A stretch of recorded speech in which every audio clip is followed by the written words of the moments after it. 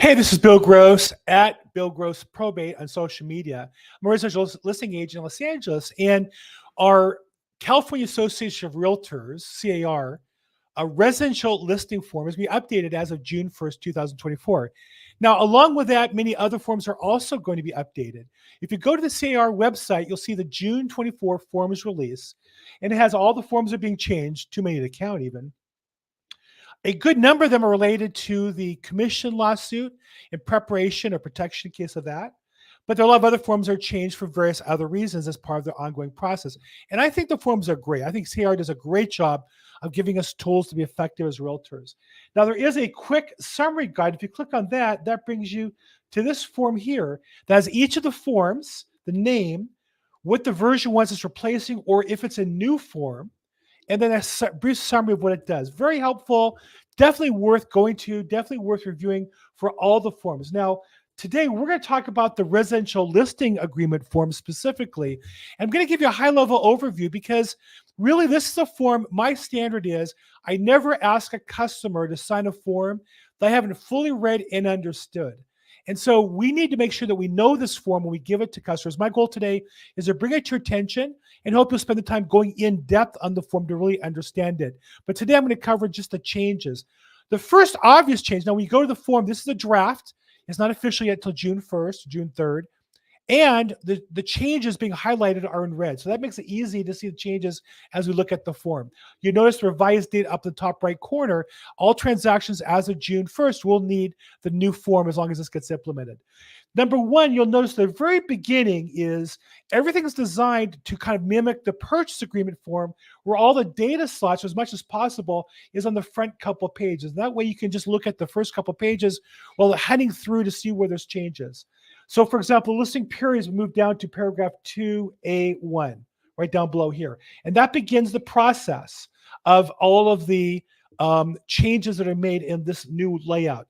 The listing period beginning and end date, very easy to see. The listing price, if it's a manufactured property or probate, you would click the appropriate box. Now the compensation, obviously in relation to this lawsuit, is spelled out in incredible detail. The compensation to the seller's broker, which would be the portion that the listing agent would keep. I think this is great to identify to a customer. I'm only making 2.5% or 3%. I'm not charging 5 or 6%. And then optional, you notice the box, you have to collect that percentage of the price for, if any, to the seller's broker to be offered to the brokers, buyer's brokers.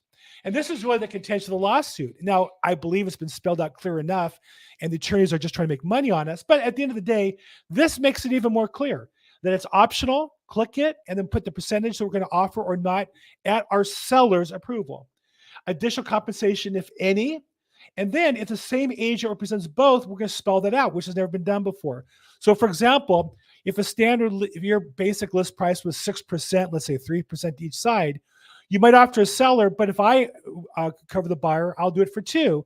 You would spell that out here and put a total of, instead of 6%, you put or 5% and offer a discount right there on the box. So if you don't check the box, it's going to be the addition of the 2 as it's always been. But if you want to offer a discount, if you do both sides, you can put that right there. And then the total compensation would be the amount of 1 and 2, listing and buyer side.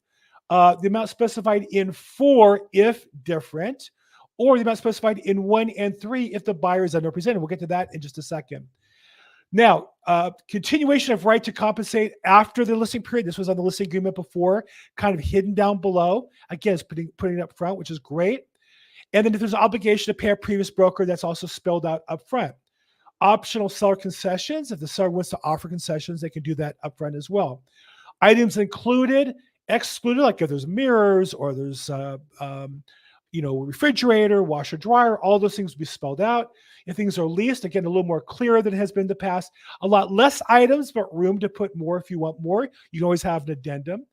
And then smart home features, which are becoming more important if you're excluding them or not. Marketing on the MLS, which MLS you're in, if you want to do coming soon or not.